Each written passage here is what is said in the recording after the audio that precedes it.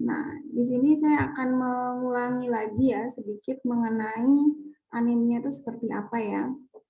Jadi anemia itu dia kondisi tubuh di mana kadar Hb-nya, hemoglobin dalam sel darah merah itu lebih rendah. Jadi dia kurang dari 11 gram per desiliter. Jadi kurang dari 11 gram per desiliter gitu.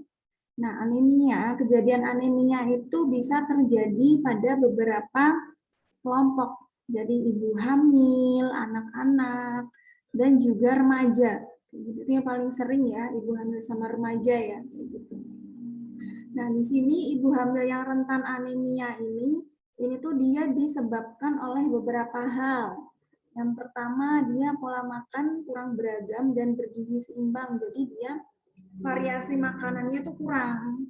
Sama dia tidak memenuhi, makanannya itu tidak memenuhi gizi seimbang.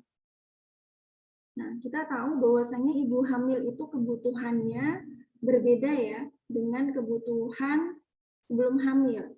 Jadi per trimester itu ada penambahan kalori, jadi ada penambahan makronutriennya, ada penambahan mikronutriennya. Gitu. Nanti kalian bisa lihat di AKG per trimester itu penambahannya itu berapa. Nah, yang kedua kurangnya asupan makanan kaya zat gizi besi ini pasti ya, karena dia makanannya kurang beragam, sumbernya dari proteinnya kurang misalkan, atau sumbernya dari sumber zat besinya dia kurang. Gitu. Ini dari makanan. Gitu. Apalagi kalau ditambah ibunya tidak mengonsumsi suplemen, gitu ya. Nah itu nanti tambah lagi resiko untuk terjadinya anemia. Nah, remaja yang anemia itu juga beresiko kena anemia juga waktu hamil. Biasanya kalau remaja anemia, siklusnya ya, remaja anemia, nanti ibu hamilnya tuh KEK, kurang energi kronis. Nah, nanti dia beresiko untuk anemia. Kita kemarin sudah di semester berapa tuh yang gizi dalam kehidupan ya, kalian belajar mengenai setiap fase kehidupan. Circle-nya gimana? Jadi dari remaja atau anak-anak nih, anak-anak sudah mulai anemia. Gitu. Dari remaja putri sudah anemia. Nanti ibu hamilnya CAT, terus nanti ibu hamilnya juga resiko anemia, nanti ngaruh juga ke anaknya. Gitu. Terus yang ketiga, kehamilan yang berulang dalam waktu yang singkat. Nah, ibunya kalau nifas itu kan pendarahan ya. Setelah itu sudah hamil lagi nih. Padahal untuk mengupdate nutrisinya itu kan nggak langsung bisa, gitu kan ya. Jadi perlu jeda kayak gitu ya. Jadi memang harus diatur gitu ya untuk hamil yang pertama dan selanjutnya karena dia akan mempengaruhi kondisi ibunya juga gitu. Jadi nanti ibunya masih stres misalkan ya, secara emosionalnya dia belum stabil, ketika mengasuh anaknya sudah hamil lagi, nah, terus dia konsumsinya misalkan tidak beragam ya, padahal dia hamil itu untuk janinnya dan dia juga harus ini misalkan masih di awal masih bisa menyusui gitu ya. Nanti kalau udah berapa bulan sudah nggak bisa menyusui lagi gitu. Terus yang keempat, ibu hamil mengalami KEK.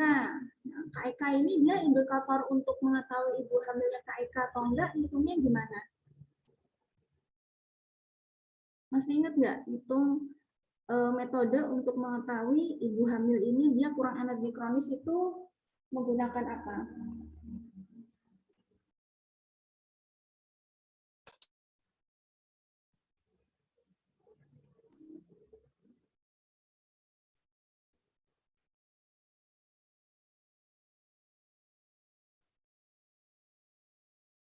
Aulia izin jawab Ibu. Ya. Bisa pakai pengukuran mungkin Bu, pengukuran lila gitu. Lilanya berapa dikatakan KEK?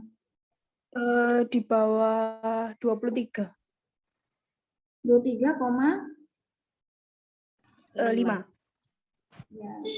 Jadi kalau 23,5 Di bawah 23,5 berarti ibunya ini beresiko atau memang sudah KEK kayak gitu. Makanya pengetahuan calon pengantin itu juga perlu kayak gitu. Dan kalau untuk mengetahui status gizi juga diperlukan kan ya IMT sebelum hamil. Gitu. Kemarin kita juga sudah belajar ya. Jadi gimana nih cara mengetahui status gizinya ibu hamil? Maksudnya dia untuk mengetahui sebelumnya gimana gitu ya, karena kan perlu ini ya kayak history gitu ya, riwayat gitu. Jadi sebelum hamilnya bagaimana status gizinya, terus dibandingin nih dengan hamil. Kan nanti kan kita menghitung ya penambahan berat badan ibu hamil nih. Kemarin juga sudah kan ya, ibu hamil yang dia status gizinya normal, itu penambahan berat badannya tuh berapa. Status gizi ibunya yang kurang, nah ini penambahan berat badannya tuh berapa. Kayak gitu ya. Jadi untuk mengetahui historinya dibandingkan ketika ibunya sudah hamil. Gitu. Terus yang kelima, infeksi. Nah, jadi anemia itu kan tidak hanya zat besi ya, kekurangan zat besi ya. Jadi ada beberapa hal nih, cacing, pendarahan, terus dia keadaan ini ya, thalassemia, gitu ya. Itu kan beberapa macam ya penyebab yang menyebabkan anemia. Nah, ini cacing itu dia hidup di dalam tubuh manusia. Jadi pas waktu kita main-main, misalkan anak-anak itu ya main, ternyata ada telur cacing, kayak gitu. Terus misalkan nggak cuci tangan, habis itu dia pegang-pegang makanan. Nah, telurnya itu sudah ikut sudah masuk ke dalam melalui makanannya itu, beserta makanannya itu, kayak gitu. Nah, cacing itu nanti akan berkembang biak di sistem pencernaannya manusia. Berkembang biak. Nah, itu nanti makanannya darahnya manusia. Jadi pembentukan sel darah merahnya jadi terganggu. Makanya nanti terjadi anemia.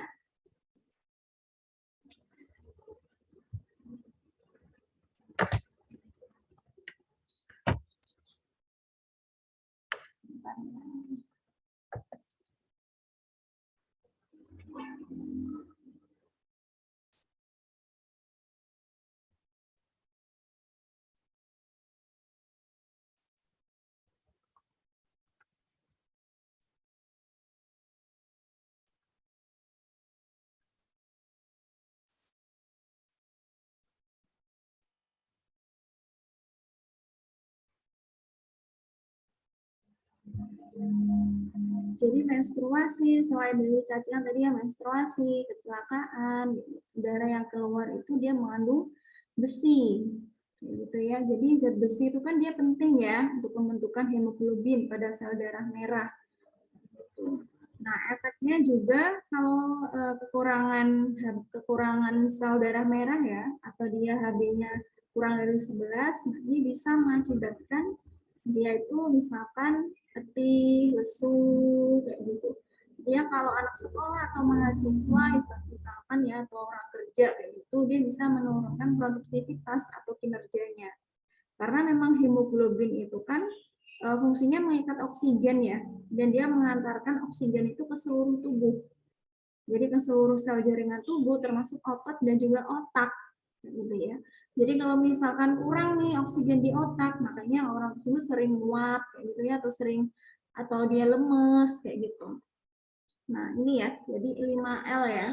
Jadi lesu, lelah, letih, lemah, lunglai. Jadi tidak hanya terjadi pada ibu hamil aja, tapi kalau orang yang dia anemia, gitu ya, bukan ibu hamil, nah ini dia tanda-tandanya, gejalanya ya, ini seperti ini. Selanjutnya, akibat anemia. Jadi akibat anemia pada ibu hamil. Jadi kalau yang ini beberapa teman-teman juga sudah ini ya, sudah tahu ya. Jadi kalau nggak cuma ibu hamil ya, kalau orang dia anemia, jadi dia fungsi untuk kekebalan tubuhnya tuh dia akan menurun. Dan dia otomatis ya, karena fungsi kekebalan tubuh atau imunitasnya menurun, dia bisa meningkatkan resiko terjadinya infeksi. Jadi dia akhirnya sering sakit kayak gitu. Dan juga menurunkan kualitas hidup, jadi produktivitas, kinerja kayak gitu. Nah, kalau untuk ibu hamil tadi ya, kan fungsi kekebalan tubuhnya dia menurun. Terus dia meningkat resiko infeksinya kayak gitu. Nah, ini beberapa akibatnya itu mudah keguguran ibunya ya. Jadi dia mengalami pendarahan gitu ya kalau keguguran ya kayak gitu. Atau bisa sampai bayinya itu dia meninggal. Bayinya meninggal atau juga beresiko ibunya nanti meninggal. Makanya AKI ya, angka kematian ibu itu memang tinggi ya, masih tinggi disebabkan oleh keguguran ataupun pendarahan. Seperti itu. Nah, untuk bayi nih, karena misalkan bayinya prematur, kayak gitu ya. Nah, otomatis dia BBLR, berat badannya itu dia kurang dari 2.500 gram atau 2,5 kilo. Dan beresiko dia stunting. Jadi secara PB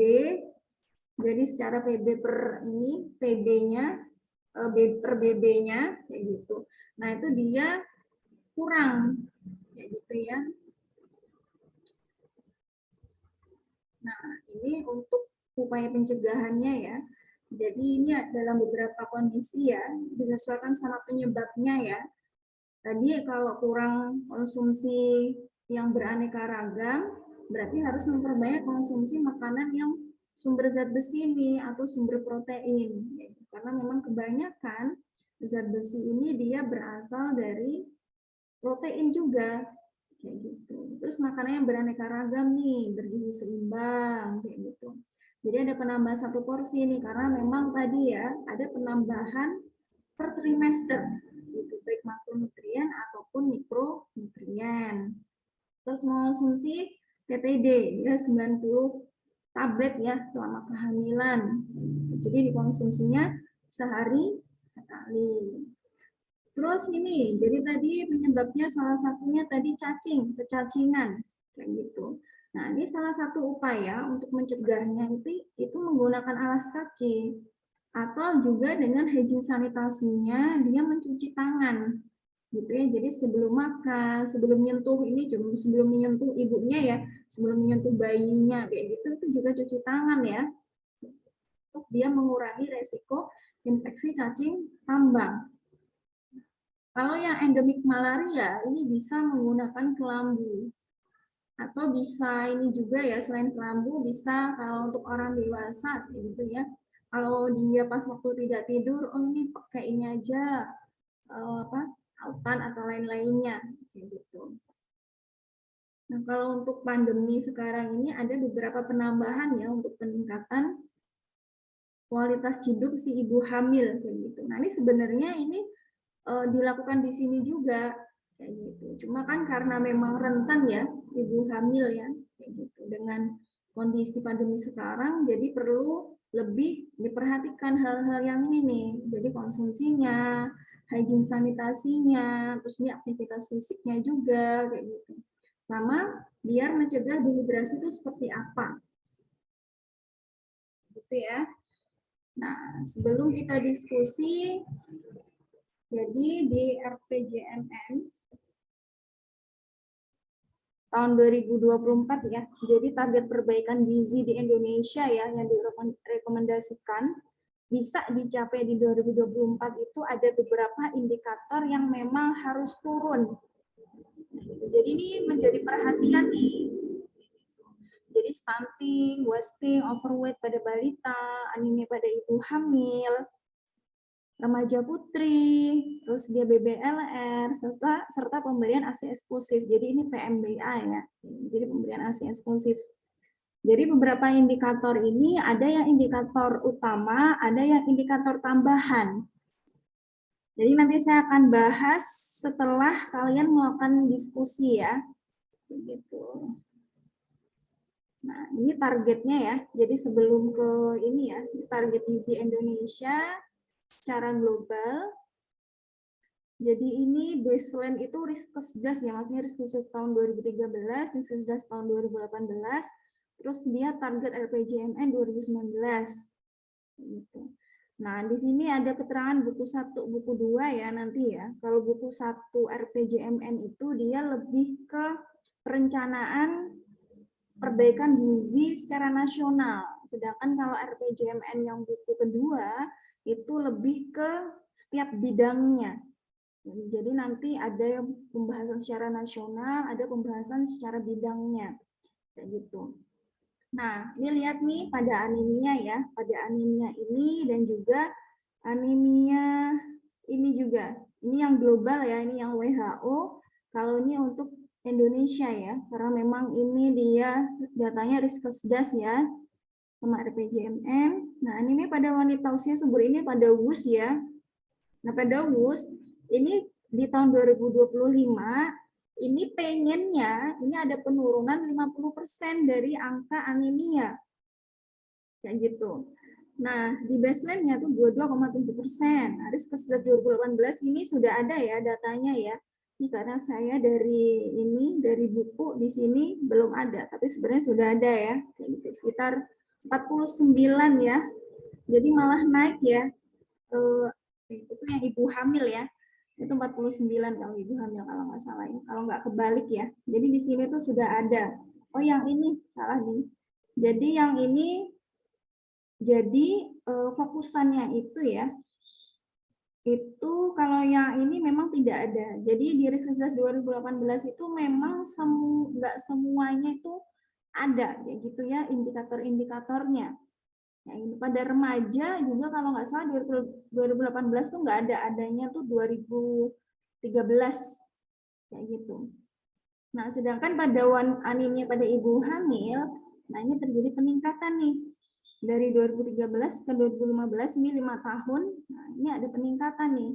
37 sampai dia meningkatnya 48. Ini sekitar berapa nih? Sekitar 11 ya. 11% ya. Nah, di targetnya ini dia anemia secara nasionalnya harus 28%. Nah, kira-kira ini nanti kalau walaupun sudah terlampaui, kira-kira sudah berhasil belum ya? Kayak gitu. Nah, ini yang terakhir ya, sebelum kita diskusi ya, kayak gitu. Jadi anemia pada wanita dan anak-anak ini masih menjadi fokusan utama pada WHO ya. Jadi WHO masih mengkategorikan anemia ini pada wanita, pada anak-anak ini merupakan kategori berat. Kayak gitu. Terus di sini ada tabel nih, ada diagram ya. Kan tadi dia indikatornya ada beberapa macam ya, kayak gitu ya, yang ingin diturunkan kayak gitu. Ini RPJMN 2015 sampai 2019. Untuk anemia ini warnanya kuning ya. Jadi tadi ada peningkatan ya dia ya. Dari 37 yang ini ya. Yang ini kan datanya beda ya. Kalau ini data Riskesdas 2010, ini 2013, terus ini 2016, ini Riskesdas. Jadi ini datanya beda nih. Kalau yang di tabel tadi, hanya yang ini 37,1 naik jadi 48,9. Nah, di 2016 itu ada data Sirkesnas nih. Sirkesnas ya. Data Sirkesnas ini dia 54,9. Jadi di tahun 2016 ke 2018 ini sebenarnya sudah ada penurunan nih angka anemia. Kayak gitu. Nah, tapi di sini targetnya itu adalah 28 tadi. Jadi belum bisa memenuhi targetnya. Jadi malah naik ya. Jadi nanti kenaikannya karena apa nih? Walaupun program-program pemerintah sudah banyak nih. Jadi anemia, nih ya, saya sedikit menjelaskan juga, anemia sebagian besar disebabkan oleh ini pasti defisiensi zat besi ya, dan juga terkait defisiensi mikronutrien lainnya, vitamin A, asam folat, vitamin B12. Kenapa kira-kira vitamin A, asam folat, dan vitamin B12 ini dia mempengaruhi dari zat besi atau mempengaruhi anemia itu kenapa kira-kira?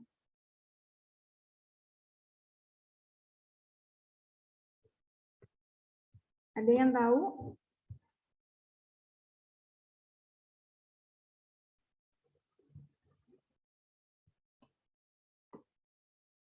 Jadi pembentukan sel darah merah itu biasanya disebabkan oleh makanan yang yang dikonsumsi manusia itu kurang mengandung zat besi, asam folat, vitamin 12, protein, dan vitamin C. Kayak gitu. Jadi pembentukan selnya itu dia terganggu akibat dia kurang mengonsumsi asam folat, vitamin B12, protein, dan vitamin C. Kayak gitu. Jadi kesimpulannya adalah ketika kita mengonsumsi asam folat, vitamin B12, dan vitamin C, kayak gitu, nah itu akan memudahkan penyerapan zat besi. Akhirnya dia pembentukan sel darah merahnya dia tuh optimal. Gitu. Dan juga untuk vitamin C ya, nanti di sini nggak ada ya untuk vitamin C. Jadi penyerapan zat besi itu efektif kalau dia memerlukan. Jadi lingkungannya tuh suasananya tuh asam. Dan biasanya tuh perlu adanya konduktor. Nah, ini konduktornya itu seperti vitamin C. Jadi vitamin C itu sebagai promotor dalam penyerapan besi atau zat besi ya, dengan cara mereduksi. Kalau besi itu kan ada ferri, ada ferro, kayak gitu ya. Jadi kalau vitamin C itu dia fungsinya jadi sebagai promotor untuk penyerapan zat besi dengan cara mereduksi besi ferri menjadi ferro. Gitu. Akhirnya dia ini optimal ya pembentukan sel darah merahnya juga gitu. Nah, ini terkait yang endemik juga ya tadi ya. Dan juga kecacingan, nah, prevalensi anemia juga lebih tinggi di daerah di mana kecacingan umum terjadi.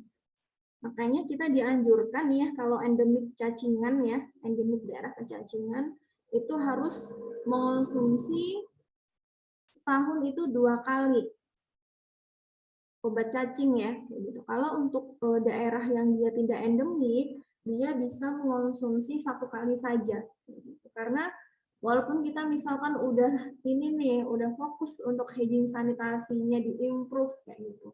Tapi tetap aja nih, mungkin kita di suatu kondisi memang nggak ada air atau nggak pakai hand sanitizer kayak gitu. Nah itu memang kita bisa mensiasatinya dengan cara yang mengonsumsi obat cacing kayak gitu ya. Karena kan kita nggak kelihatan ya kita megang-megang telur cacing atau gimana kita kan nggak tahu ya.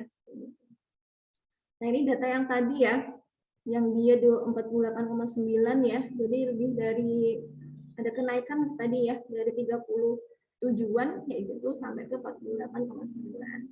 Sedangkan di riset 2013 ya, jadi ini ada 1/4 anak-anak usia kurang dari 5 tahun mengalami anemia. Kalau di riset 2018 tadi nggak ada ya datanya ya. Makanya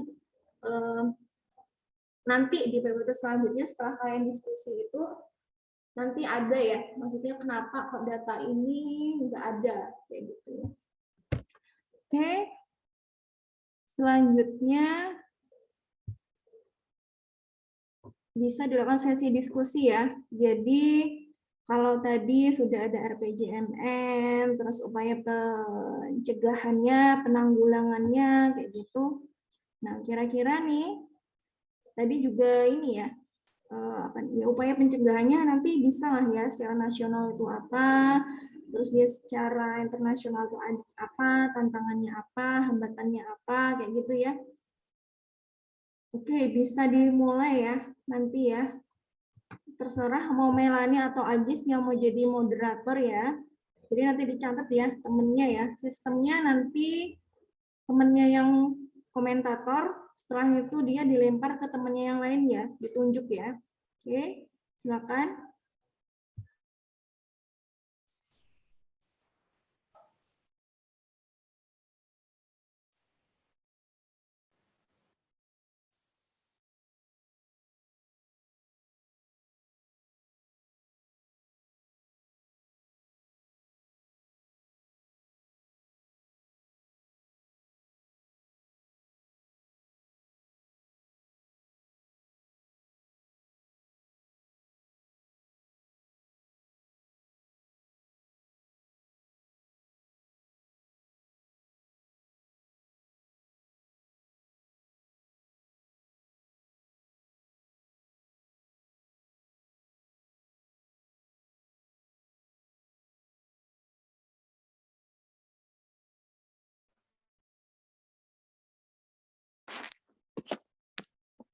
Halo Bu Nana, ini dimulai sekarang tah?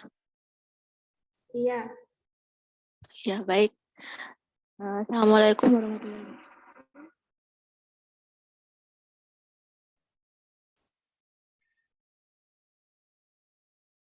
wabarakatuh. Silakan yang mau menyampaikan pendapat atau mau mau dipersilakan dari kelas A dan kelas B. Melani. Ya, silakan Rivaldi. Oke, di sini saya ingin memberikan pendapat menurut jurnal yang sudah saya temukan. Jadi upaya penanggulangan anemia berdasarkan secara internasional berdasarkan rekomendasi WHO adalah dengan pembelian tablet tambah darah atau TTD. Untuk secara nasional itu ada program yang namanya program penanggulangan anemia gizi besi atau PPAGB. Jadi pemerintah itu akan menetapkan dosis pemberian TTD khususnya pada remaja putri adalah 1 kali seminggu. Pemberian TTD dengan dosis yang tepat dapat mencegah anemia dan meningkatkan cadangan zat besi di dalam tubuh. Untuk sasarannya itu anak sekolah menengah pertama atau SMP dan sekolah menengah atas atau SMA. Namun pada program ini salah satu penghambatnya adalah kepatuhan konsumsi tablet tambah darah pada remaja yang masih sangat rendah. Kepatuhan ini jadi sangat rendah dikarenakan remaja putri itu mengkhawatirkan gejala atau efek samping dari konsumsi tablet tambah darah tersebut. Karena menurut penelitian dari Fatmawati dan Sugaja tahun 2020, efek sampingnya yang dirasakan antara lain mual, yaitu sebanyak 38,8%, muntah sebanyak 2,8%, nyeri ulu hati yaitu sebanyak 8,4%, dan pusing sebanyak 50%. Selain itu, ada yang tidak suka dari rasa maupun baunya juga. Jadi, menurut saya faktor penghambat dari program tersebut adalah kepatuhan pada remaja putri itu sendiri. Mungkin itu dari saya. Terima kasih. Baik, terima kasih Rivaldi. Silakan teman-teman yang ingin menyanggah atau menyampaikan pendapatnya. Atau Rivaldi ingin menunjuk temannya. Saya ingin menunjuk Naya aja, Nurul Khotimah. Ya, silakan Nurul Khotimah. Mungkin tadi sudah disampaikan Rivaldi ya terkait program pemberian TTJ gitu. Itu khususnya dalam lingkup kesehatan. Menurut saya berdasarkan jurnal yang saya baca tadi, kalau penanggulangan anemia atau pencegahan anemia gizi besi ini tidak cuma dari bidang kesehatan saja, namun kita harus melakukan pencegahan dari berbagai faktor dalam bidang yang lain juga. Selain dari suplementasi TTJ, kita juga harus memikirkan terkait penyediaan makanan yang sesuai dengan kebutuhan bagi si penderita anemia ini. Jadi meskipun diberikan suplementasi, tapi kalau misalnya ternyata dalam secara berkelanjutan asupan makanannya tidak seimbang, seperti tadi kekurangan vitamin A, vitamin C, dan sebagainya, itu tentu asupan zat besinya akan kurang maksimal. Kemudian perlunya ditingkatkan pendidikan, utamanya pendidikan wanita atau ibu. Kebanyakan salah satu faktor resiko terjadinya anemia adalah kurangnya pengetahuan terkait gizi ataupun terkait anemia. Kemudian untuk di bidang ekonomi mungkin harus diadakan perbaikan upah, utamanya untuk yang karyawan menengah ke bawah, karena biasanya anemia juga dapat disebabkan karena ketidakseimbangan asupan karena memang pemasukannya kurang. Jadi keterbatasan daya belinya itu tidak seperti orang yang memang memiliki penghasilan lebih banyak begitu. Selain itu, perlunya diperbaiki lingkungan fisik maupun biologis sehingga dapat mendukung status kesehatan gizi masyarakat terkait anemia ini. Begitu, Melani.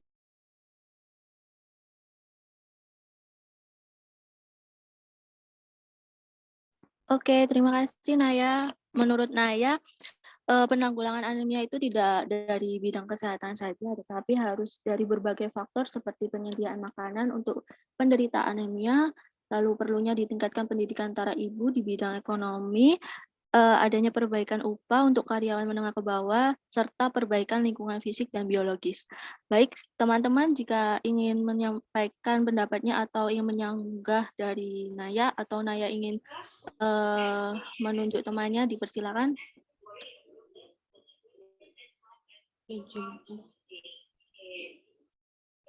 Izin masuk. Iya, Aku mau sedikit menambahkan. Ya, jadi aku dapat jurnalnya, jurnal nasional ya. Ini untuk upaya pencegahannya itu udah yang tadi Naya bilang, melalui pendidikan. Jadi pendidikan masyarakat di jurnal ini tuh berbentuk pelatihan kader. Jadi pelatihan kader kesehatan dengan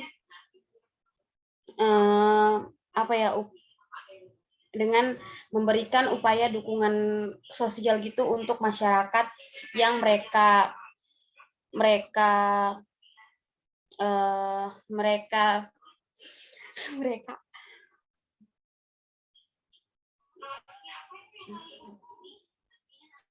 untuk kepada klien yang mengalami anemia gitu.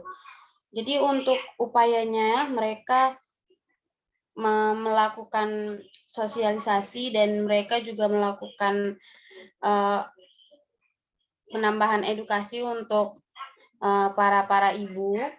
Kemudian untuk rencana tindak lanjut dari kegiatan ini yaitu mereka melakukan sosialisasi penyakit anemia pada ibu hamil, kemudian oleh kader kesehatan kepada masyarakat dalam setiap kegiatan posyandu, dan upaya kunjungan rumah sakit dari kader kesehatan kepada klien anemia pada ibu hamil, dan penanaman daun kelor minimal 1 rumah di 1 pohon di desa-desa yang berada di wilayah puskesmas.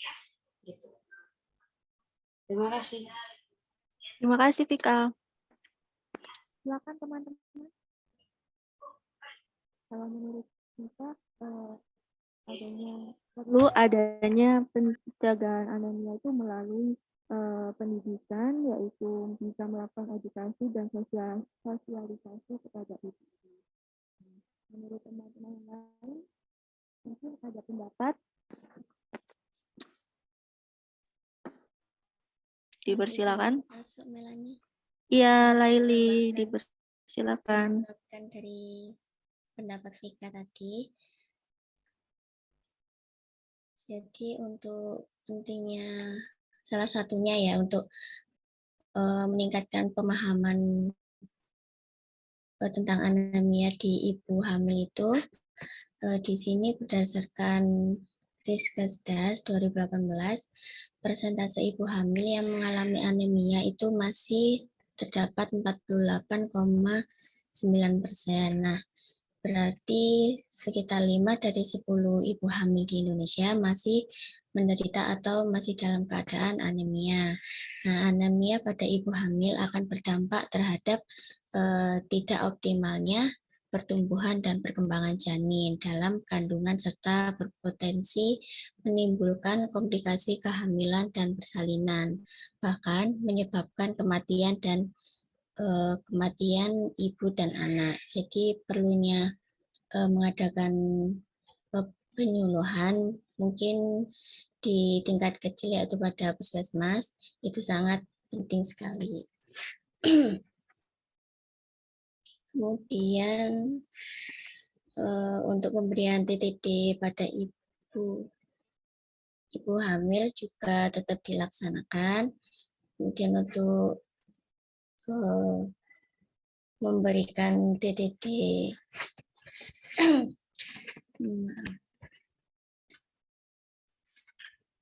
untuk peningkatan pemberian tablet tambah darah itu juga berupaya untuk tujuannya mencegah dan menanggulangi anemia pada gizi ibu hamil. Seperti itu.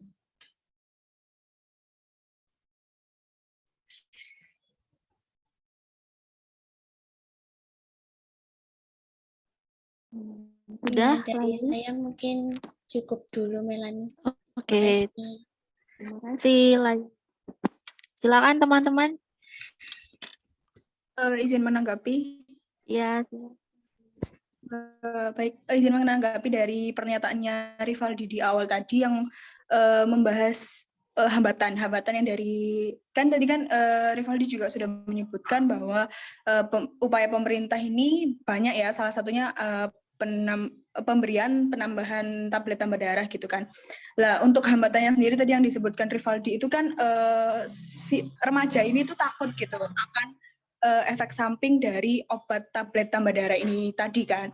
Terus saya mau menanggapi hal tersebut bahwa Kementerian Kesehatan Republik Indonesia bergabung dengan Germas itu sudah menyuluhkan atau sudah ada bahan yang untuk bahan untuk edukasi kepada masyarakat bahwa ini ada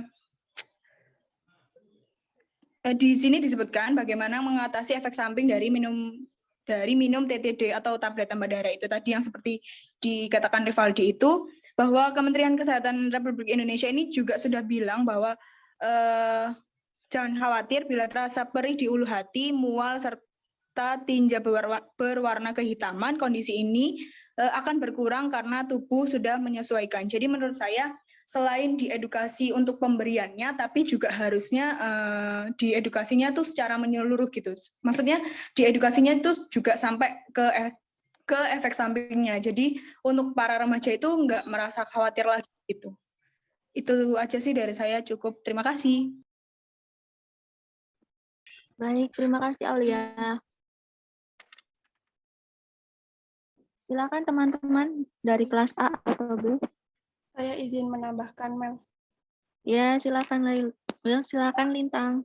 Oke, di sini saya membaca jurnal bahwa kebijakan mencegah anemia itu juga ada di Permenkes nomor 97 tahun 2014 pasal 9, yaitu pemberian suplementasi gizi yang bertujuan untuk pencegahan anemia gizi dengan pemberian edukasi gizi seimbang dan tablet tambah darah. Untuk dosis tablet tambah darah di sini untuk ibu hamil itu 1 tablet setiap hari selama 90 hari diberikan ketika ibu hamil menemui bidan, dan untuk remaja putri itu 1 tablet sehari ketika sedang haid. Sedangkan untuk remaja putri yang tidak haid itu bisa 1 kali seminggu, dan diberikannya itu saat remaja putri itu ke bidan, ke puskesmas, atau saat ada kunjungan kesehatan ke sekolahnya. Dan juga upaya pencegahan yang lain itu ada fortifikasi pangan. Dari upaya fortifikasi pangan itu untuk memenuhi kebutuhan zat gizi mikro, upaya pemerintah tidak hanya fortifikasi pangan aja, tetapi suplementasi juga dengan menambahkan kapsul vitamin A kepada bayi, balita, tablet tambah darah untuk ibu hamil, remaja putri, dan lain-lain itu. Kemudian pemerintah itu juga merubah perilaku masyarakat agar mengkonsumsi sumber makanan yang beragam dan kaya akan kandungan gizi. Ada juga contohnya itu program yang telah terlaksana itu penganekaragaman pangan melalui kawasan rumah pangan lestari untuk meningkatkan aksesibilitas terhadap pangan yang beragam. Cukup dari aku, Mel. Terima kasih Lintang. Silakan teman-teman yang ingin menanggapi dari pendapat teman-teman yang sudah memberikan pendapatnya, dipersilakan.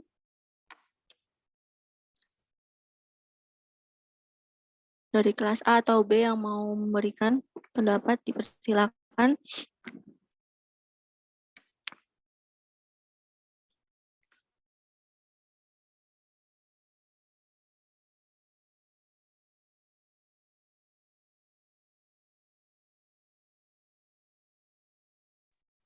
Ditunjuk ya sama yang komen terakhir. Mungkin dari Lintang bisa ditunjuk temannya siapa yang ingin menjawab.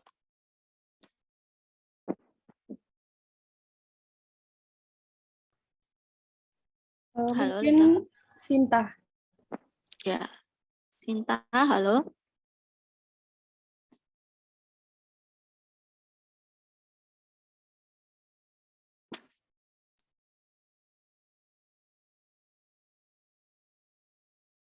Sinta. Kalau nggak menanggapi dalam 5 detik bisa langsung dialihkan ya. Siap, Bu.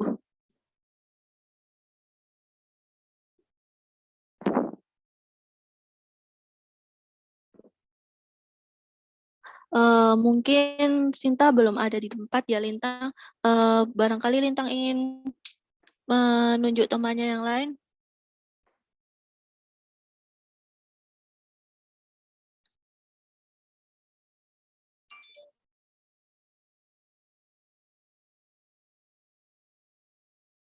Nurfika.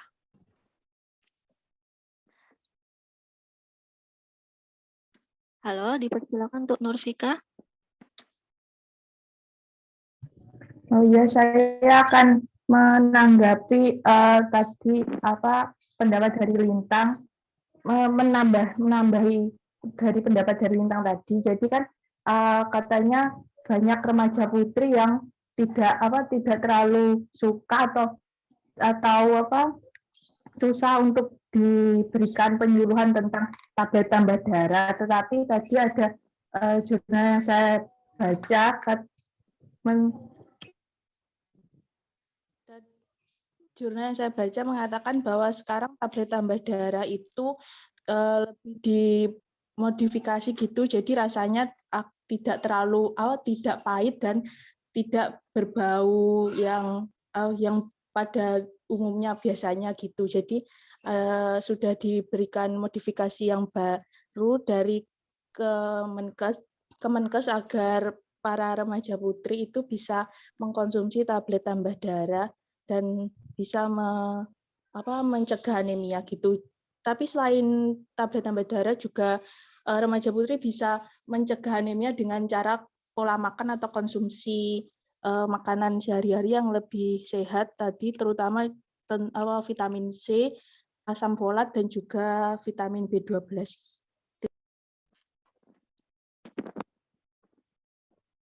Baik, terima kasih Nurfika. Jadi menurut Nurfika, mungkin tablet tambah darahnya bisa dimodifikasi jadi tidak terlalu pahit agar remaja putri bisa mengkonsumsi dan dapat mencegah anemia.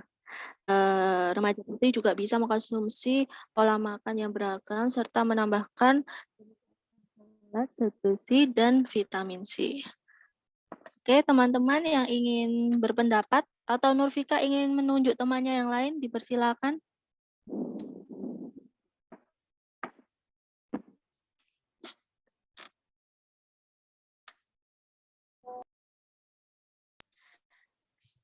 Mungkin Devi atau Sinta mungkin.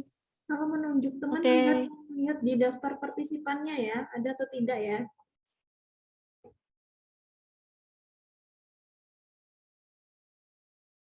Mungkin Sinta sudah ada ya. Dipersilakan Sinta.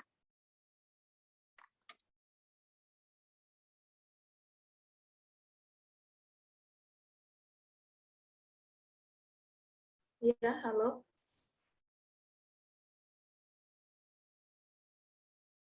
Iya, halo Sinta. Saya setuju dengan pernyataan Nurfika ya tadi terkait mungkin dari Kemenkes sudah ada modifikasi terkait kapsul tambah darah seperti itu. Namun menurut saya juga bisa menggunakan penanggulangan yang lain seperti tidak hanya pemberian kapsul saja ke anak atau remaja putri tersebut, tetapi juga diberikan penyuluhan kepada orang tua, terutama ibu gitu kan. Jadi nanti ibunya bisa mengarahkan kan nggak semua remaja putri atau nggak semua anak itu kan suka mengonsumsi obat seperti itu. Mungkin nanti bisa penyuluhannya itu ke ibu juga, mungkin bisa nanti biar ibunya mengarahkan anaknya misalkan diberikan makanan modifikasi di rumah atau diajak membuat makanan gitu kan. Kalau kita itu membuat makanan sendiri, itu kan kita kita udah effort membuat makanan itu kan pasti kita mau memakannya, soalnya itu buatan kita kayak gitu. Mungkin bisa dimodifikasi dengan pembuatan makanan di rumah yang mengandung zat besi tinggi atau bisa istilahnya mencegah lah. Kalau misalkan menanggulangi sih kalau dari makanan aja itu kan kurang ya, apalagi kalau defisitnya itu tinggi. Tapi kalau misalkan dengan cara pencegahan itu masih bisa kalau menurut saya. Itu sih Melani, terima kasih.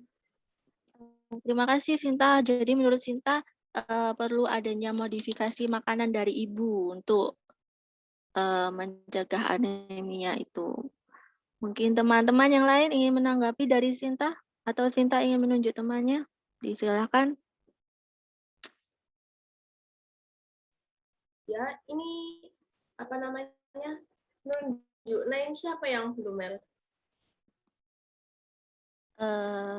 Masih banyak yang belum. Oke. Amalia? Amalia. Halo Amalia. Oh ya, ini ada. Halo Amalia.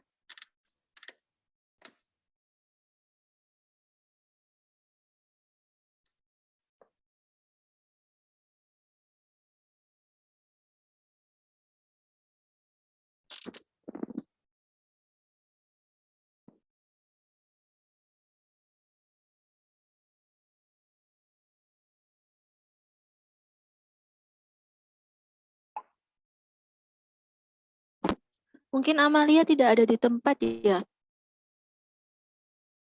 Mungkin bisa ditunjuk lainnya, Sinta. Izin masuk, mau menambahkan. Oh ya, silakan Vika. Oke, ini untuk yang penanggulangan anemia itu pertama itu bisa dengan suplemen zat besi dan asam folat. Itu diberikan untuk untuk kelompok yang rawan. Jadi seperti ibu hamil dan ibu menyusui. Kemudian juga bisa dengan fortifikasi zat besi pada makanan. Kemudian juga bisa modifikasi diet dan bisa juga pengendalian penyakit infeksi. Jadi untuk dosis pemberian suplemen zat besi itu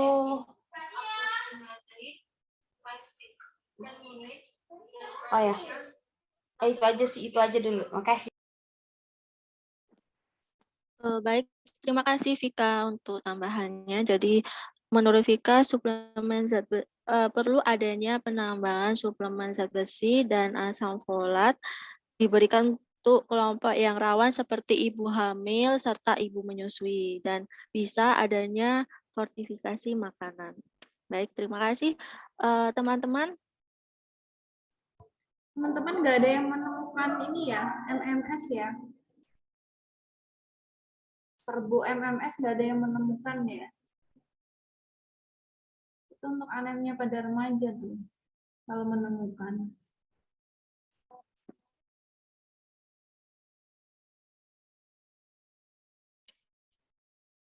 Jadi ini dari Hubertina di salah satu jurnal yang saya baca juga menjelaskan tentang indeks massa tubuh.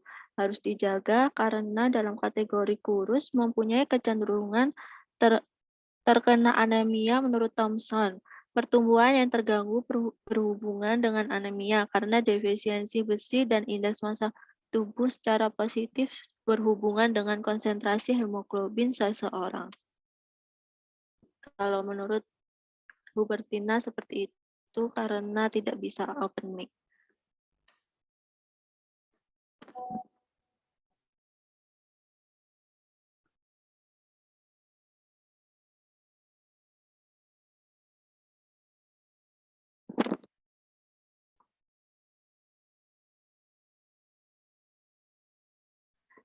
Terima kasih Tini.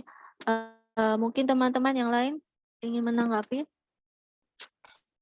Melani, aku izin masuk ya. Ya, silakan. Aku mau nambahin hambatan. Kan tadi kan katanya Rivaldi hambatan untuk TTD ini kan dari muridnya aja kan kayak takut efek sampingnya. Aku dapat dari jurnal yang aku baca ini ada hambatan itu dari sekolahnya juga yang belum tahu adanya program pencegahan anemia. Terus pemberian TTD-nya itu juga terbatas gitu loh.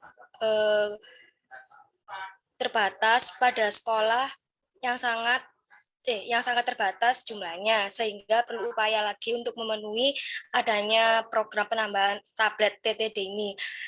Kemudian untuk sekolah menengah atas juga tidak termasuk sasaran program ini, padahal ada juga siswa yang banyak menderita anemia. Kemudian untuk hambatan terakhir itu anggapan siswanya sendiri yang bahwa TTD itu hanya digunakan untuk ibu hamil saja. Cuma itu sih aku nambahin hambatannya. Baik, terima Mungkin kasih bisa. Dela untuk pendapatnya. Mungkin Ya. bisa ditunjuk dari Dela ingin menunjuk temannya yang lain.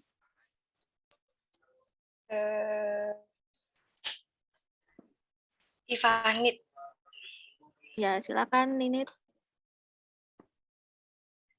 Iya, Melani, ini nambahin sedikit aja ya. Mungkin solusinya yang hambatan yang dari Dela tadi itu yang pertama meningkatkan peran sekolah, terutama mengoptimalkan ikatan orang tua antara orang tua sama sekolahnya untuk pengadaan tablet tambah darah itu.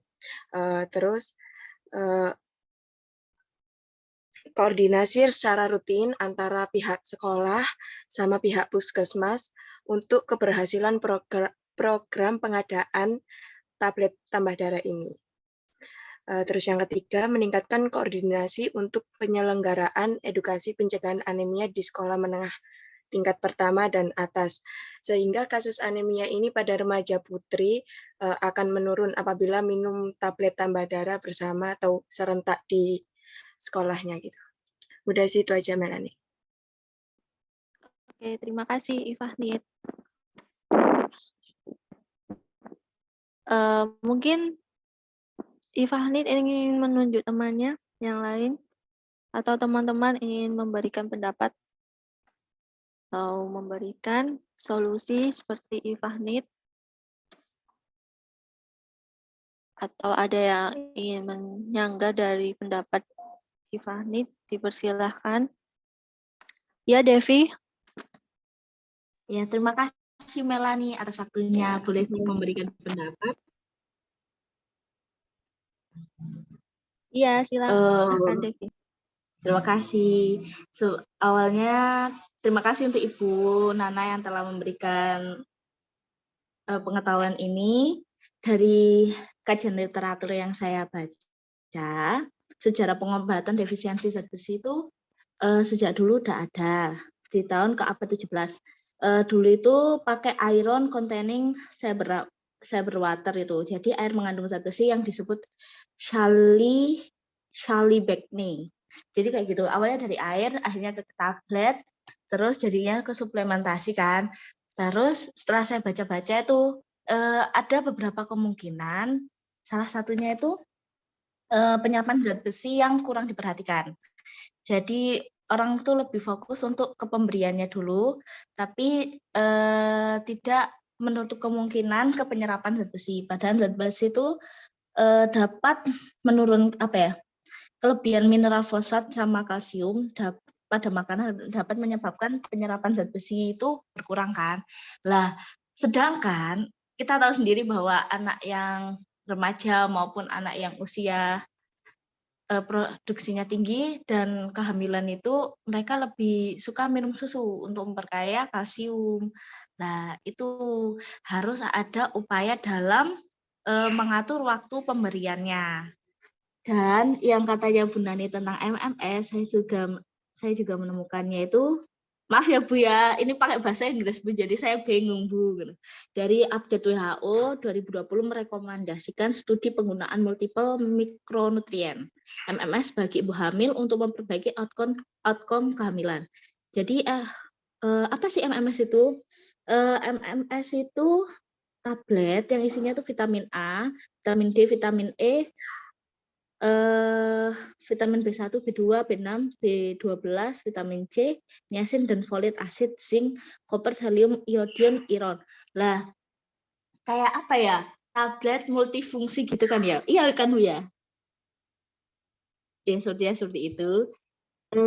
Tapi Bu, yang saya temukan itu Bu, MMS-nya itu buat ibu hamil. Jadi yang untuk anak remaja itu belum ditemukan Bu, kalau saya cari Bu.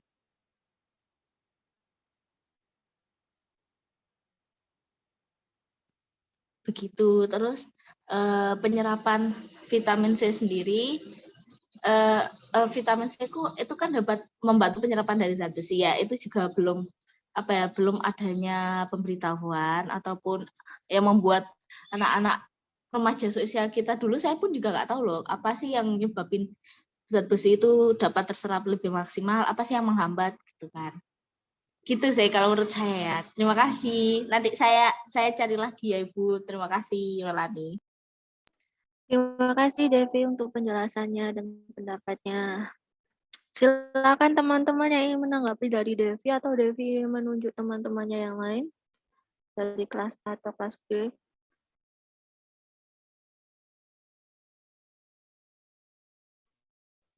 Halo Melani. Iya, silakan.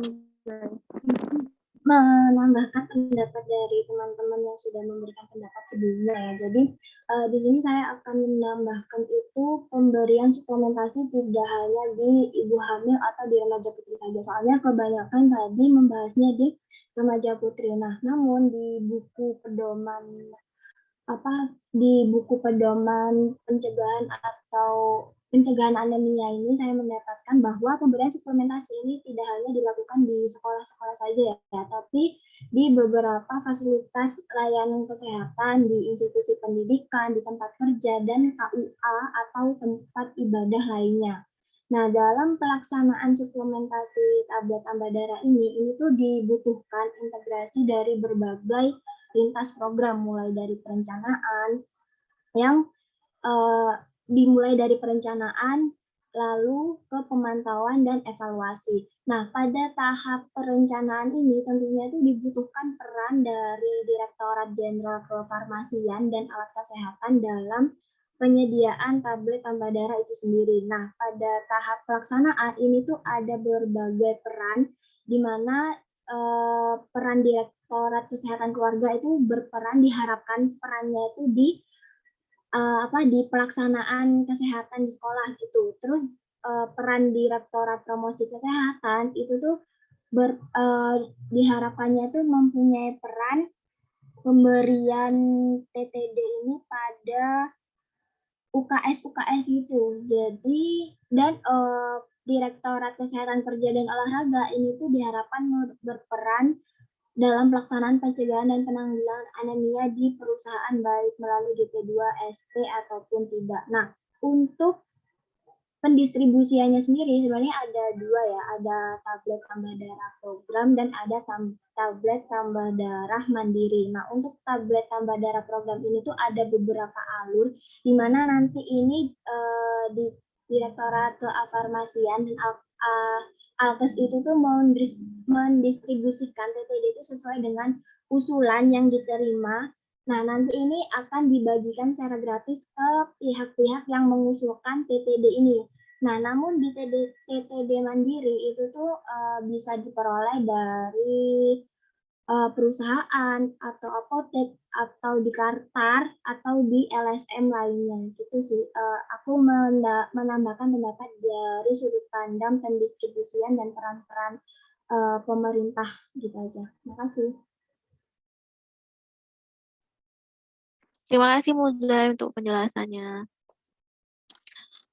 Silakan teman-teman yang ingin menanggapi pendapat dari Muzai atau teman-teman yang sudah memberikan pendapat tadi.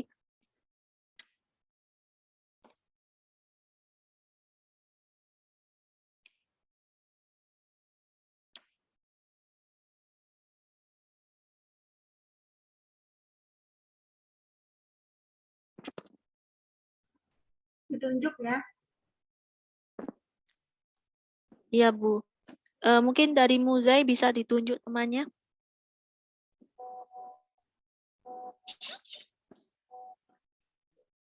Oke, mungkin saya nunjuknya di kelas A saja ya. Nares mungkin. Silakan Nares.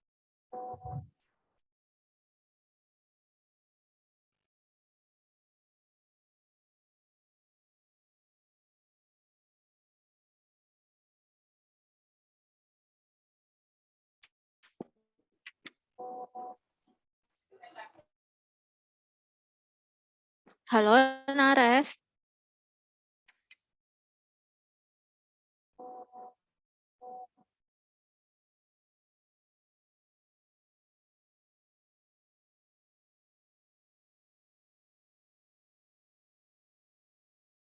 Mungkin Nares tidak ada di room ya, Muzai.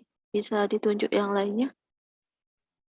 Oke, dari kelas B saja, mungkin dari teman saya. Halo? Ini sudah ada Nares. Silakan. Ya, maaf tadi saya keluar.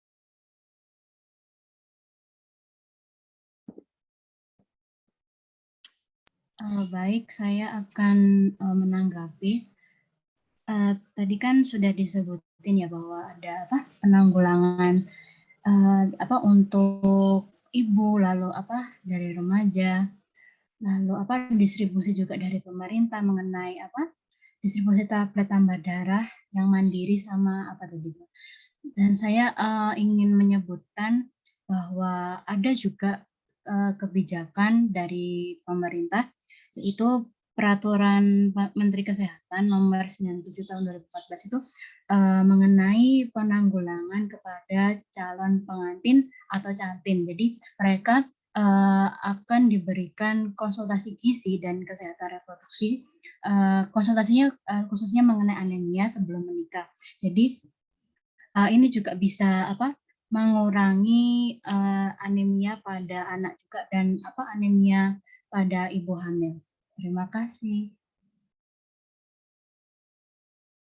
Terima kasih Nares. Jadi menurut Nares sudah ada kebijakan pemerintah mengenai penanggulangan untuk calon pengantin yang akan diberikan tentang pengetahuan mengenai anemia untuk anaknya besok kalau sudah menikah. Jadi teman-teman, siapa yang ingin menanggapi dari Nares atau Nares ingin menunjuk teman yang lainnya? Boleh, saya ingin menunjuk Yuyun.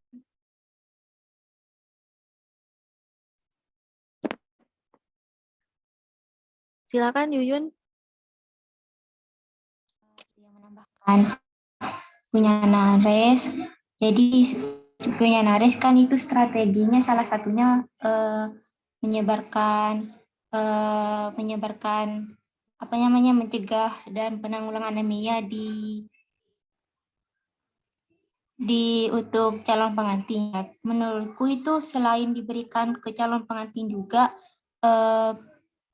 ada banyak, misalnya juga pencegahan dan penanggulangan anemia di kelompok masyarakat, juga pencegahan dan penanggulangan anemia di sekolah, tempat kerja juga bisa. Jadi selain calon pengantin yang diberikan pencegahan anemia itu perlu juga yang ada di tempat kerja, karena juga kan maksudnya di tempat kerja itu juga banyak yang maksudnya kurang edukasi mengenai pencegahan anemia itu sendiri.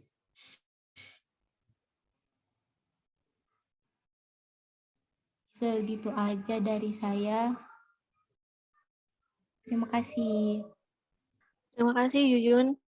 Jadi menurut Yuyun tidak selain diberikan kepada calon pengantin juga bisa diberikan kepada kelompok masyarakat di sekolah-sekolah, tempat kerja, karena kebanyakan pekerja juga masih banyak yang belum mengerti mengenai pencegahan anemia. Baik, selanjutnya teman-teman yang ingin menyampaikan pendapatnya atau Yuyun ingin menunjuk temannya, silakan.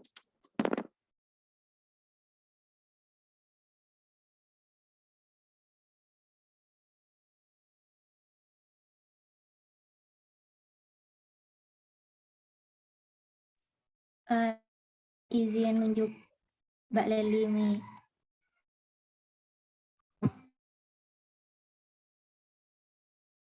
Siapa? Yuyun? Suaranya putus-putus. Mbak Leli. Oh, Laili. Silakan. Ya, baik. Terima kasih. Mungkin dari pendapat saya yang pertama tadi mau menambahkan, dan dari pendapatnya siapa tadi ya? Ya, untuk asupan untuk mengurangi anemia itu selain memberikan tablet itu atau suplementasi, kita juga bisa memberikan edukasi kepada masyarakat kalau misalnya tidak melulu harus mengkonsumsi suplemen ya ataupun tablet tambah darah, tapi juga dengan memberikan atau mencukupi asupan dari sumber makanan atau bahan makanan yang ada di sekitar kita. Misalnya sumber zat besi itu kan ada, kurang lebihnya itu kan ada di itu sumber makanan protein hewani. Nah, itu bisa kita berikan konsultasi ke masyarakat. Kalau misalnya sumber dari zat besi untuk mengurangi anemia ataupun mencegah itu bisa mencukupi asupan dari protein hewani gitu. Dari protein hewani itu kan ada bermacam-macam juga. Nah, itu bisa kita jelaskan kalau misalnya contohnya itu bisa daging-daging merah, kemudian daging unggas, dan lain sebagainya. Seperti itu sih, Melanie. Dan di dalam kandungannya itu kan juga selain zat besi ada untuk mencukupi kebutuhan dari vitamin B12-nya itu tadi, yang bersumbernya dari makanan hewani. Oke, terima kasih Laili. Sama-sama. Silakan teman-teman yang ingin menanggapi. Saya ingin menanggapi punya Mbak Leli. Ya, silakan Yuyun. Selain meningkatkan asupan makanan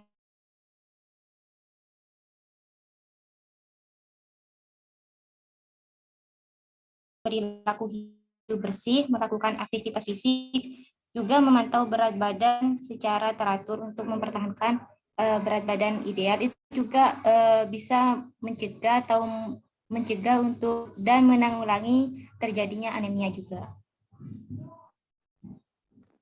Dan juga benar kata Mbak Riri, meningkatkan asupan makanan sumber zat besi. Nah, meningkatkan asupan makanan sumber zat besi ini dengan pola makan yang bergizi seimbang yang terdiri dari aneka ragam makanan, terutama sumber pangan hewani yang kaya akan zat besi dalam jumlah yang cukup, yang sesuai dengan angka kecukupan gizi individu itu sendiri.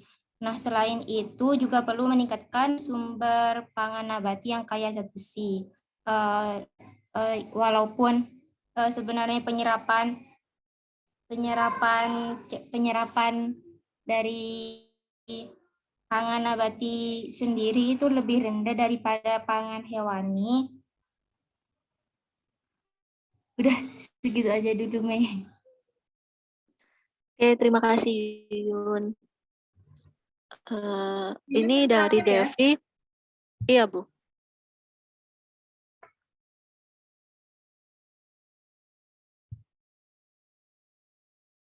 Diskusinya nanti ini aja ya, setelah Yuyun sudah ya.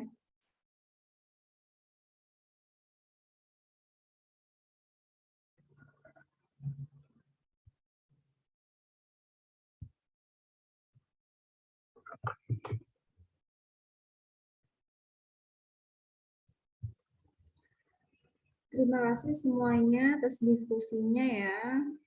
Saya lanjut ya. Jadi teman-teman tadi sudah bagus ya. Jadi sudah mencari-cari jurnal, program-program apa yang sudah Indonesia lakukan ya, ataupun sudah internasional lakukan gitu. Nah, jadi kalau kemarin kita belajar intervensi disease spesifik sama sensitif ya. Jadi kalau proporsi intervensi gizi spesifik ini lebih kecil dibandingkan intervensi gizi sensitif.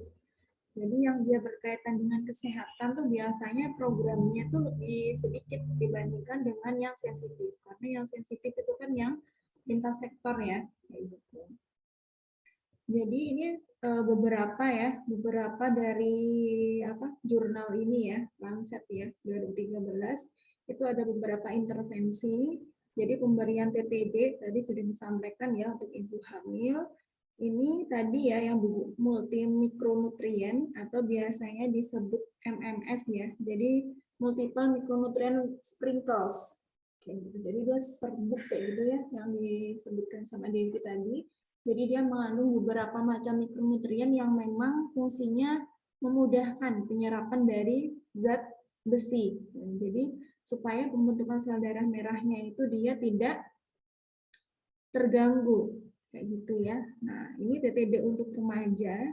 Jadi kalau untuk implementasi di Indonesia, program nasionalnya TTD yang 90 hari ya untuk ibu hamil. Jadi tadi juga sudah ditambahkan ya sama kalian ya. Jadi TTD itu tidak hanya diberikan di Paskes aja. Jadi memang tempat-tempat krusial yang memang baik dari pemerintah tuh ketemu gitu langsung sama ibu hamilnya, ibu calon pengantinnya. Kayak seperti KUA ataupun tempat peribadahan kayak gitu. Karena memang masih sedikit ya, maksud dibandingkan dengan jumlah ibu hamil di Indonesia kayak gitu. Nah, informasi terhadap TTD ini masih sangat minim kayak gitu. Jadi harus diberikan ini, harus konsumsi ini tuh sangat minim kayak gitu ya, belum semuanya tuh dapat. Walaupun misalkan biasanya tuh tantangannya tuh seperti ini. Jadi misalkan pemerintah memberikan 100 pack kayak gitu ya, TTD kayak gitu di posyandu misalkan. Nah, posyandu itu kan sebenarnya untuk ibu hamil sama untuk wanita usia subur juga ya, kayak gitu. Nah, jika misalkan ibu hamilnya kayak gitu tidak mau ke posyandu ataupun memang aksesnya itu terganggu atau terhambat, akhirnya nggak bisa ke posyandu kayak gitu. Cakupan yang sudah diberikan oleh pemerintah itu masih sisa gitu ke posyandu kayak gitu. Akhirnya ketika pemerintah buat data pun ya hasilnya dari misalkan dari yang tadi 100 kayak gitu tuh hanya misalkan 30% yang disebarkan di masyarakat. Nah, setiap daerah itu kan memang aksesibilitasnya beda-beda ya. Ada yang memang mudah, ada yang memang susah kayak gitu. Ada yang dia jarak rumah satu dengan rumah yang lainnya tuh jaraknya jauh banget kayak gitu. Nah, itu kan perlu adanya ini ya, edukasi juga kayak gitu ataupun kemudahan akses kayak gitu. Karena memang kalau kalian tahu ya, kader itu kalau nggak salah ya, menerima fee-nya itu tidak seberapa dibandingkan dengan kinerjanya. Kayak gitu. Jadi kalau nggak salah sekitar berapa ratus ribu, nggak sampai 1 juta ya kalau nggak salah gitu ya. Tapi memang tiap daerah itu beda-beda ya. Ada yang memang dikasih, kayak gitu. Ada yang dari desa kayak gitu. Memang beda-beda. Nah, kalau yang bubuk multi mikronutrien atau MMS untuk rumah tangga atau fortifikasi tingkat rumah tangga ini belum ada nih. Kalau tingkat rumah tangga masih belum ada ya. Kalau secara nasional itu sudah ada, tapi kalau untuk multi mikronutrien ya bubuknya itu belum ada. Kayak gitu. Jadi yang ada tuh baru fortifikasinya. Jadi kalau fortifikasi itu kan penambahan ya, beda dengan bubuk MMS-nya. Gitu. Nah, biasanya bubuk MMS ini memang diperuntukkan biasanya memang untuk orang yang anemia kayak gitu ataupun untuk pencegahan seperti itu.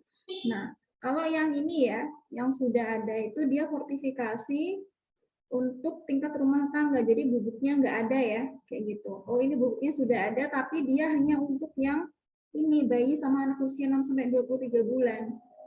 Remaja juga sudah ada ya MMS-nya. Cuma kalau tingkat rumah tangga ini belum ada gitu. Implementasinya dia tidak ada. Nah, untuk TTD program nasionalnya ada ya sama kayak yang ibu hamil gitu.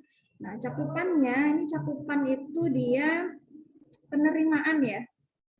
Jadi dari program nasional ini hanya 24% ibu hamil menerima sekurang-kurangnya 90 tablet. Jadi hanya 24% nih. Ini Riskesdas terakhir nih 2018. Jadi ada lagi nanti 5 tahun lagi ya. Berarti tahun berapa? 2023. Kayak gitu. Jadi tantangannya di sini kalau hambatannya teman-teman tadi sudah ini ya, sudah beberapa yang menyampaikan ya, kayak gitu. Dari penyebab dari apa sih namanya, misalkan habis konsumsi kayak gitu, mual muntah, itu baunya nggak enak kayak gitu. Ada tadi juga siapa tadi yang menjelaskan bahwasanya sudah bekerja sama nih dengan Germas, yaitu menambahkan zat yang memang nanti akhirnya tidak bau gitu. Nah, tapi di sini dia tantangannya masih menjadi momok ya kalau di Indonesia ya. Di internasional juga masih menjadi momok ya kayak gitu. Terus yang bubuk mikronutrien ini, dia cakupannya nggak ada karena memang implementasinya dia tidak ada ya, kayak gitu.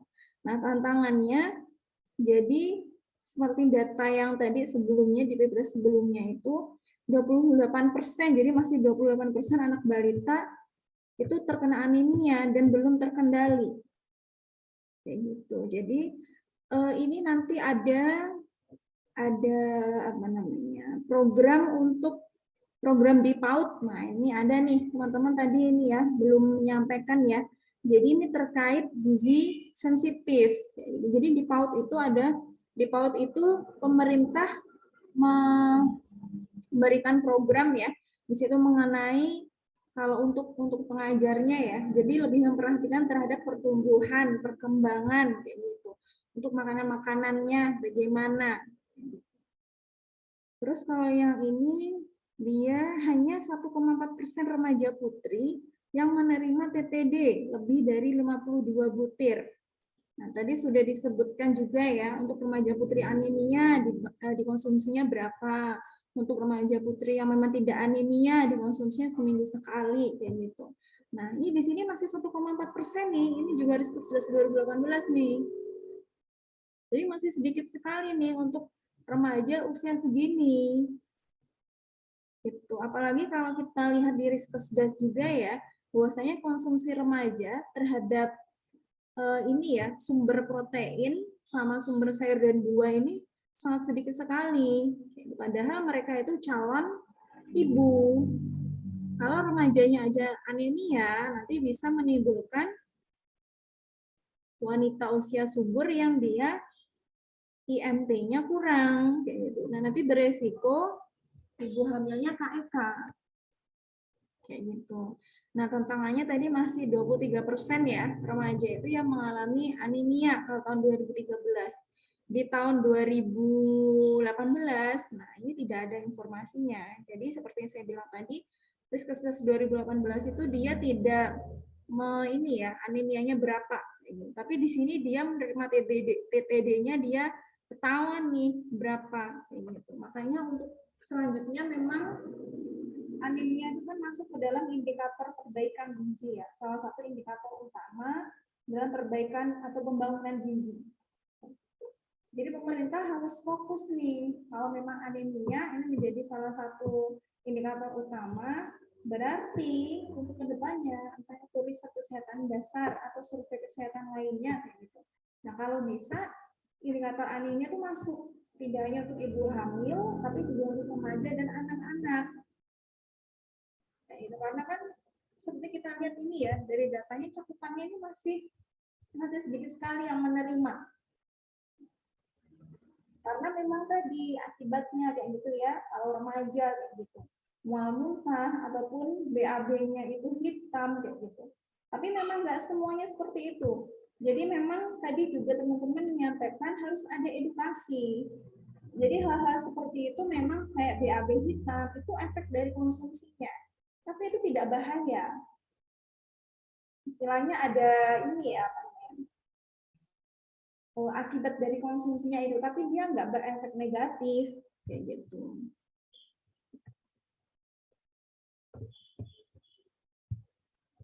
Nah, kalau yang ini program gizi sensitifnya ya. Jadi ada perlindungan sosial, jadi ada 4 nanti, perlindungan sosial, pertanian dan ketahanan pangan, ada pendidikan dan perkembangan anak, sama hygiene sanitasi. Gitu. Nah, perlindungan sosial ini ada bantuan tunai bersyarat, jadi ada program PKH. Jadi ini diberikan kepada 20% keluarga termiskin yang memiliki anggota keluarga yang rentan. Jadi misalkan ibu hamil, jadi di satu keluarga itu ada ibu hamil, ada ibu menyusui, ada anak prasekolah, ada anak sekolah atau usia lansia dan penyandang disabilitas. Kayak gitu. Jadi memang ini 20% aja ya, kayak gitu. Nah, ini diberikan bantuan kayak gitu. Nah, PKH ini dia mulai diuji cobakan itu mulai tahun 2007 sampai dia tahun 2013. Sampai sekarang juga masih ada ya, kayak gitu. Nah, anggarannya ini dia 10 juta rumah tangga penerima manfaat di tahun 2018. Jadi 10 juta rumah tangga penerima di tahun 2018 dan tersalurkannya sekitar 17,3 triliun. Jadi memang nggak semuanya ya mendapatkan, karena memang disesuaikan dengan tadi yang rentan. Terus selanjutnya bantuan pangan atau rastra, beras sejahtera ya. Ini tujuannya mengurangi beban pengeluaran rumah tangga dan menyediakan 15 kg beras dengan subsidi 25% dari rumah tangga yang termiskin. Kayak gitu. Jadi rastra ini sudah lama ya, sudah 1 dekade ya, kayak gitu. Jadi bantuan-bantuan ini memang diperuntukkan untuk memudahkan masyarakat-masyarakat yang dia mempunyai rantai paling bawah. Karena kan kita tahu ya, bahwasanya kalau yang kita lihat di ini, penyebab akar masalah itu kan dia kemiskinan kan ya. Nah, ini sudah dibantu coba nih sama pemerintah nih dengan PKH, dengan rastra. Tapi biasanya memang kalau yang ini ya, bantuan tunai bersyarat ini memang kadang orang yang dapat itu sebenarnya orang yang punya. Ya, ataupun dengan rastra ya, beras sejahtera ini sebenarnya yang dapat ini nggak semuanya orang miskin, ya, gitu. Ada banyak orang miskin tuh yang belum terdata juga, kayak gitu. Apalagi kalau ada korupsi kayak gitu ya. Terus selanjutnya asuransi kesehatan ya. Nah ini kalau kita tahunya sekarang JKN ya, atau sekarang namanya BPJS. Jadi Jaminan Kesehatan Nasional atau BPJS. Ini dia kalau kesehatannya terbantu ya nanti dia bisa meningkat kayak gitu ya kualitas hidupnya. Nanti bisa bekerja kayak gitu. Jadi nggak mikirin lagi nih tentang kesehatan. Karena memang orang yang mempunyai ekonomi level bawah itu hampir 50% lebih itu pengeluarannya itu memang untuk makanan. Kayak gitu ya. Nah, selanjutnya ini yang terakhir penciptaan ketenagakerjaan dan pemberdayaan masyarakat melalui program padat karya. Kalau kalian dulu ini ya SMA mungkin ya atau SMP ya gitu. Masih pernah dengar lah ya padat karya. Program padat karya. Jadi memberikan lowongan pekerjaan gitu ya, membuka lapangan pekerjaan kayak gitu ya. Nah, ini kepada orang yang tadi level ekonomi juga di bawah. Gitu. Ini padat karya dia tuh diperkenalkan tahun 2018. Jadi menciptakan lapangan kerja supaya juga mengurangi angka kemiskinan di Indonesia. Gitu.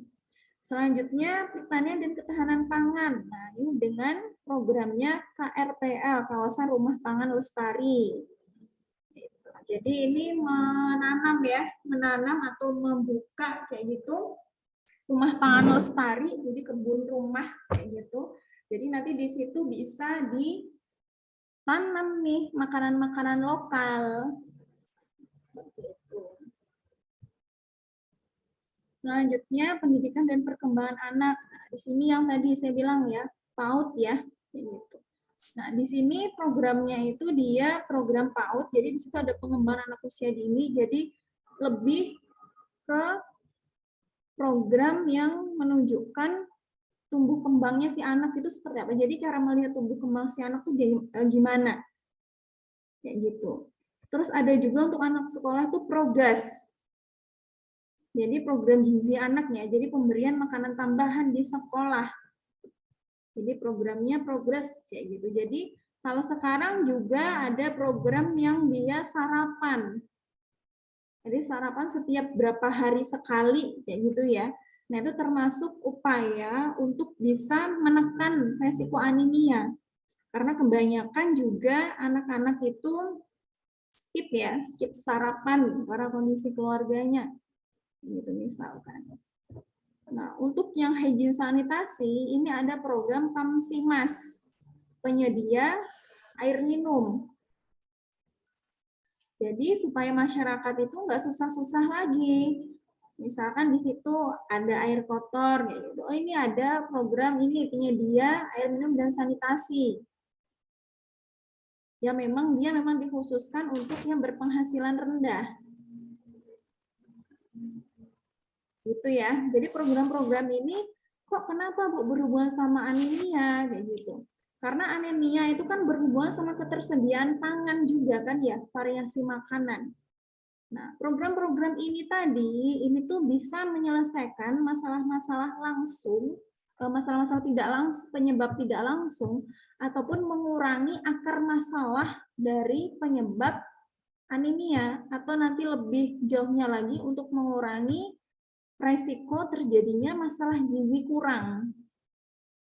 Kayak gitu. Makanya program untuk gizi sensitif itu dia lebih banyak sebenarnya. Kalau ini hanya contoh saja ya, beberapa kayak gitu dari sumbernya kayak gitu ya.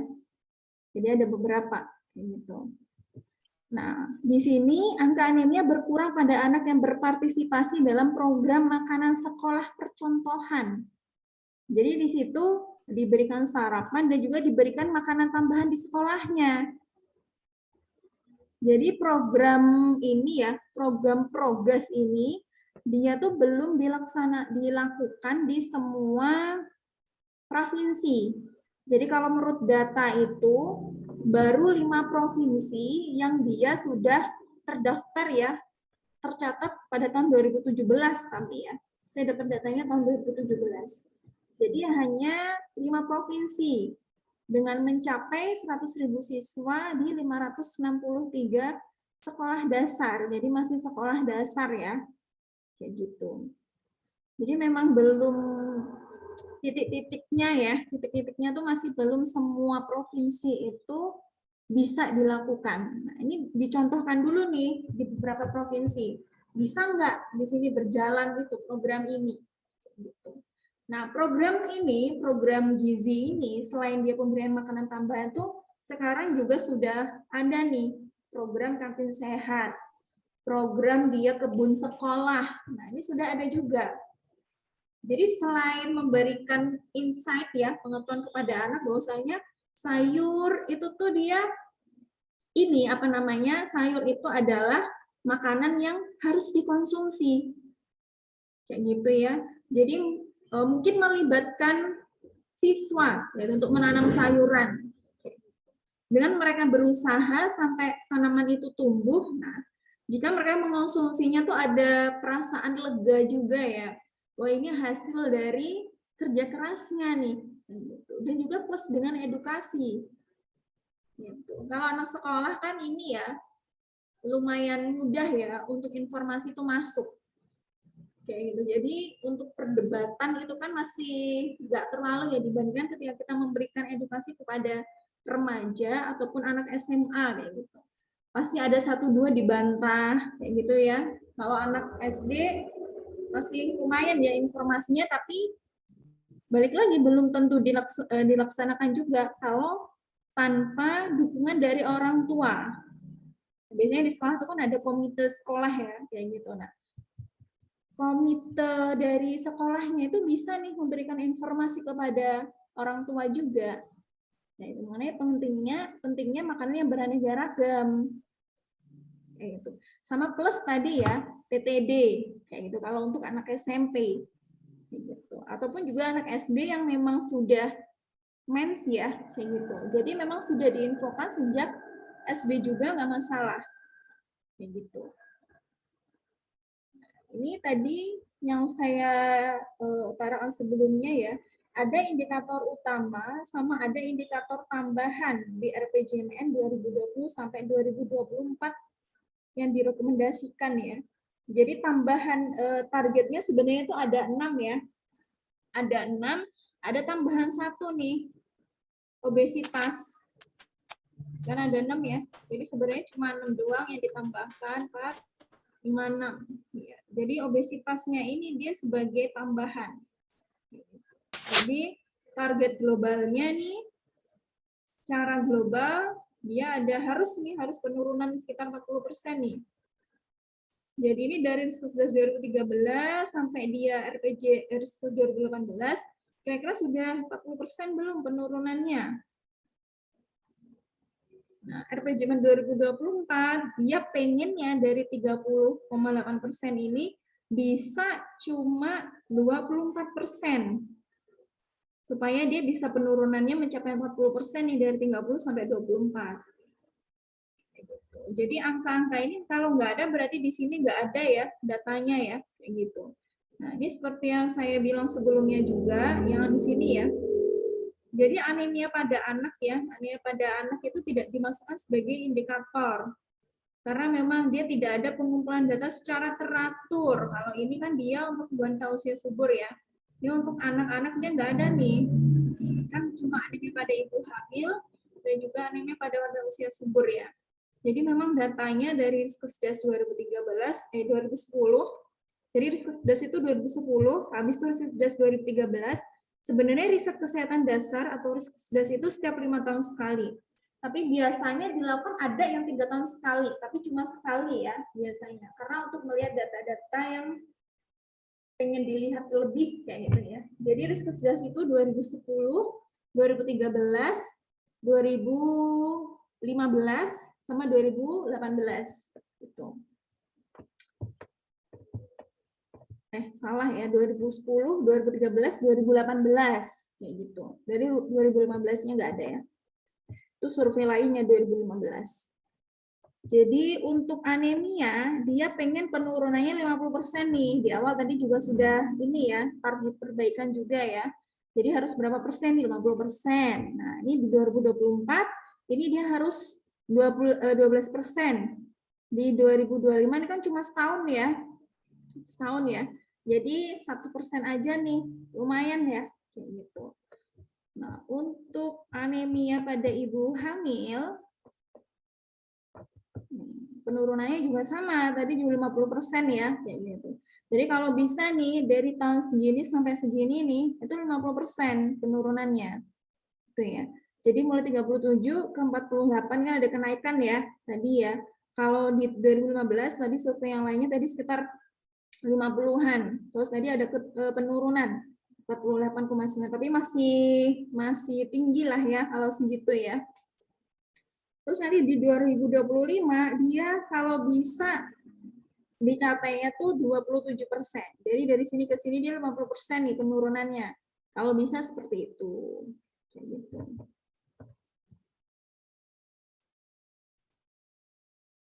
Terus ini target layanan dan panduan terkait gizi. Nah, ini saya sebutkan tadi ya. Jadi RPJMN itu ada yang buku 1, buku 2. Nanti teman-teman saya share di email ya. Gitu. Jadi nanti dibaca-baca aja untuk yang dia RPJMN perencanaan secara nasional ataupun per bidang ya. Kayak gitu. Jadi di sini ada Renstra-nya ya. Renstra rencana strateginya ya 2015 sampai 2019. Gitu. Nah, ini untuk yang saya ambil untuk yang dia memang resiko terkena anemia. Jadi ibu KEK nih. Jadi indikatornya dia targetnya ibu KEK-nya ini 18,2%. Jadi otomatis kalau ibu KEK-nya nanti menurun, nah angka anemia untuk ibu hamil juga menurun nih. Seperti itu. indikator kegiatannya, jadi apa nih program yang harus dilakukan, terus berapa persen targetnya, gitu. Jadi ibu hamil KIK mendapatkan makanan tambahan. Ini sudah dulu pernah saya sampaikan juga ya, semoga teman-teman ingat ya. Jadi PMT itu kan ada untuk ibu KIK, ada untuk anak stunting ya, kayak gitu. Jadi nanti diberikannya berapa biskuit tuh, kayak gitu. Jadi biskuitnya itu diberikan untuk ibu KIK. Jadi bukan untuk anemia. Kayak gitu. Jadi biskuitnya ini diberikan untuk ibu kurang energi kronis. Nah, biasanya otomatis kalau ibu yang kurang energi kronis itu biasanya anemia, gitu kan ya, HB-nya ya, kayak gitu. Tapi kalau kita lihat programnya ini, biskuitnya itu bukan kata-katanya ya, bukan buat anemia, tapi buat ibu hamil KIK. Jadi bentuknya bilangnya bukan fortifikasi ya, tapi makanan tambahan, PMT perbaikan. Nah, di situ ada 12 gitu ya, 12 atau 9 kayak gitu mikronutrien. Kayak gitu. Jadi nanti teman-teman cari lagi ya, biskuit untuk ibu hamil KIK. Gitu. Itu enak ya. Jadi ibu hamil itu dapat PMT perbaikan, ada juga dapat biskuit untuk meningkatkan, ya itu PMT perbaikan sih. Jadi PMT-nya itu untuk kenaikan berat badan. Dan itu enak ya. Jadi teman-teman bisa nyari ya informasi terkait PMT perbaikan ya. PMT pemulihan kok PMT perbaikan sih. Terus ini juga mendapatkan tablet tambah darah, jadi targetnya 90%. Kalau tadi masih 28%-an gitu kan ya. Kalau kita tadi lihat di cakupan ya, kayak gitu. Ini targetnya di sini padahal sampai tahun 2019 ini harus 90% nih dapat tablet tambah darah. Karena memang ini wajib ya, wajib. Walaupun dia mikronutrien, dia harus dikonsumsi. Kayak gitu. Sama indikator dampaknya nih. Jadi karena ini kegiatannya itu kan in-nya ya, inputnya ya. Inputnya harus apa nih? Terus outputnya, nah BBLR-nya ini dia menurun. Jadi kejadian BBLR-nya tuh menurun. Nah, sekitar dia 8%. Kayak gitu. Nah, kalau di SPM Kemenkes 2016 itu, kalau ini kan tadi lebih ke ini ya, program ya, ini juga program, tapi lebih ke antenatal ya. Jadi dia mengukur berat badan IMT ya, IMT dan juga lila supaya dia tahu KIK atau enggak ya. Pemeriksaan HB. Nah, biasanya ANC gitu ya, antenatal care itu 4 kali kan ya, 4 kali. Trimester yang ketiga itu yang 2 kali. Jadi setiap trimester itu 1 kali. Tapi kalau trimester 3 itu 2 kali antenatal care-nya. Nah, kalau bisa tuh diperiksa hemoglobinnya. Biasanya ibu hamil juga harus diperiksa tekanan darah supaya nanti bisa tahu nih resiko preeklamsia. Kayak gitu. Jadi nanti dicari lagi ya. Ini sudah pernah juga kita ini ya belajar itu kayak gitu. Ataupun dicek gula darah acaknya, gula darah puasa juga bisa ya, supaya tahu ibunya ini DM atau tidak, gitu ya, DM untuk ibu hamil. Itu. Sama tata laksana penanganan khusus untuk ibu hamil dengan KIK. Jadi di sini sebenarnya juga ibu hamil sudah mulai diberikan KMS juga ya, KMS, buku KIA, sudah diberikan buku KIA ya oleh Posyandu ya, kayak gitu. Puskesmas Posyandu. Dan biasanya juga sudah ini ya,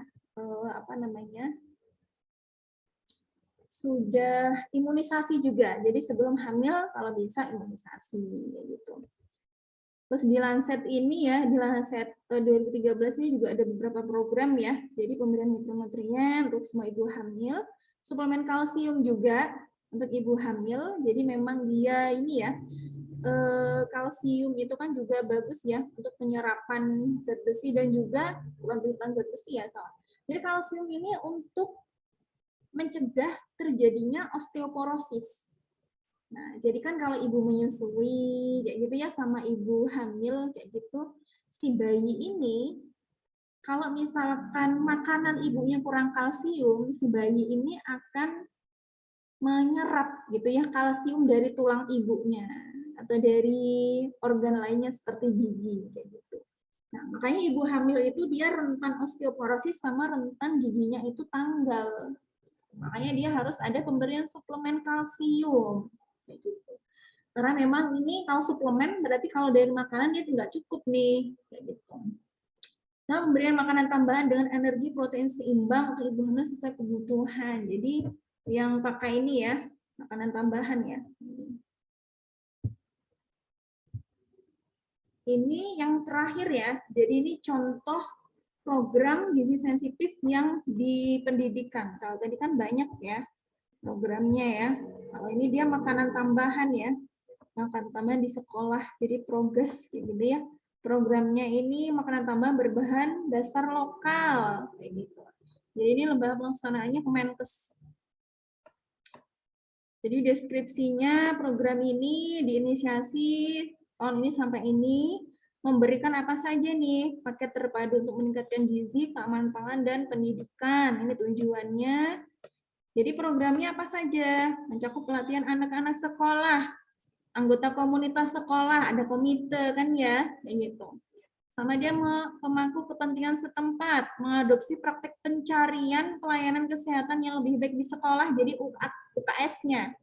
Jadi harusnya UKS itu juga bisa dijadikan seperti posyandu.